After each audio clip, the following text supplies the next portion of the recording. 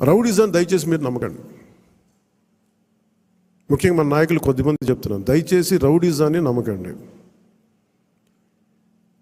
మెత్తగా ఉన్న నాయకుల మీద, ఏం మాట్లాడిన నాయకుల మీద మీరు వచ్చి మాట్లాడాలి కానీ తిట్టడాలు కానీ చేస్తే నాకు ఆ భయాలు లేవు. మీరు అది గుర్తుపెట్టుకోండి. వైసీపీ లాంటి ఒక గుండా పార్టీని ఎదుర్కొని వచ్చిన వాడిని మీరు నన్ను బెదిరించగలరా? మీరు ఆలోచించండి. కొంచెం లోతుగా మీరు అధ్యయనం చేయాలి దాన్ని. ఎందుకంటే మాట కావాల్సిన సంస్కారం కావాలి. ఇక్కడ మీరు కూర్చోబెట్టి బెదిరించేసి సామాజిక మాధ్యమంలో మన నాయకులు మీరే తిడతా ఉంటే నేను మిమ్మల్ని వదులుకో సిద్ధంగా ఉంటాను, గుర్తుపెట్టుకోండి.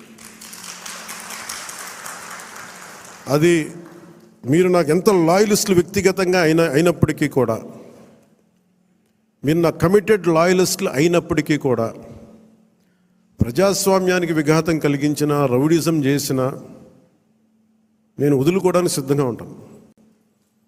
దయచేసి దీన్ని మీరు మంచి మనసుతో అర్థం చేసుకోండి.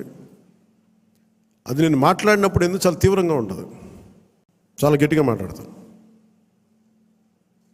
దయచేసి దీన్ని మీరు